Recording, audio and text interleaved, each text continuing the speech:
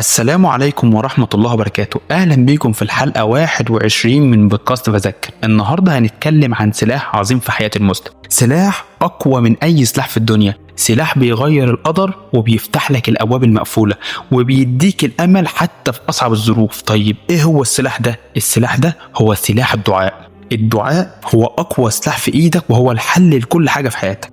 ربنا سبحانه وتعالى قال في كتابه العزيز: وقال ربكم ادعوني استجب لكم.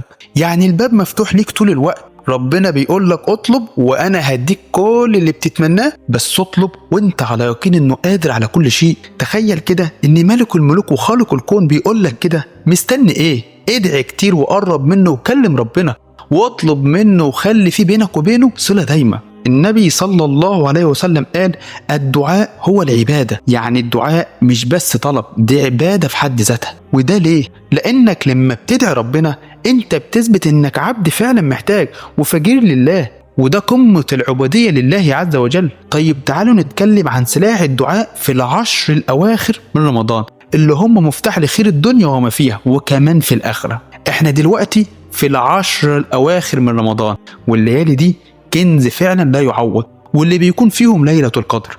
فالدعاء في الليلة دي ممكن يغير حياتك كلها. وهكرر الحديث تاني اللي قلته في الحلقة اللي فاتت، ان النبي صلى الله عليه وسلم لما السيدة عائشة سألته: يا رسول الله، أرأيت إن علمت أي ليلة القدر ما أقول فيها؟ قال: قولي اللهم إنك عفو تحب العفو فاعف عني. يبقى أول دعاء لازم نحفظه ونردده في الليالي دي هو اللهم إنك عفو تحب العفو فاعف عني. قولها وكررها من قلبك وانت على يقين ان ربنا كريم وهيستجاب كل دعواتك ان شاء الله.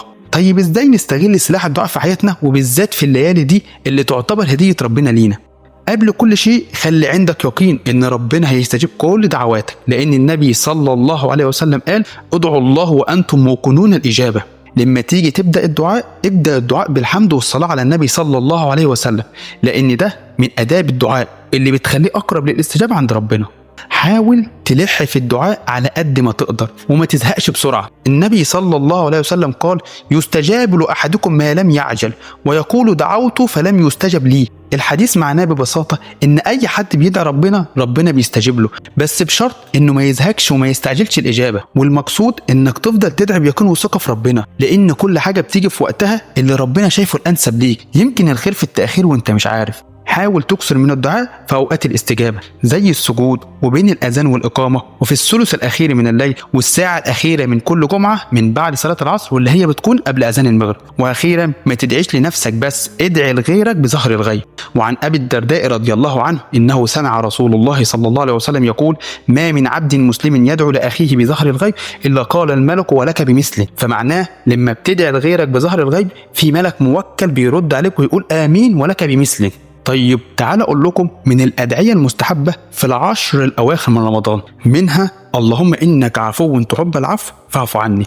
اللهم اصلح لي ديني الذي هو عصمة أمري، وأصلح لي دنياي التي فيها معاشي، وأصلح لي آخرتي التي فيها معادي، واجعل الحياة زيادة لي في كل خير والموت راحة لي من كل شر. اللهم ارزقني قلبا خاشعا ولسانا ذاكرا وعملا متقبلا.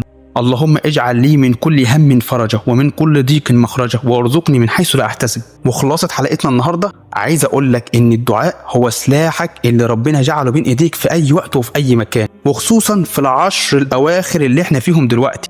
فاستغل الفرصة بقدر مستطاعك وما تفرطش فيها. لكل اللي سمع الحلقة دي ما تبخلش على نفسك بالأجر والثواب، وشارك البودكاست وابعته لصاحبك أو ابعتيه لصاحبتك، ونفكر نفسنا ونفكر غيرنا بالخير، فالدل على الخير كفاعله. نسأل الله أن يتقبل دعاؤنا ويجعلنا من المعتوقين من النار في هذه الأيام المباركة. قولوا آمين.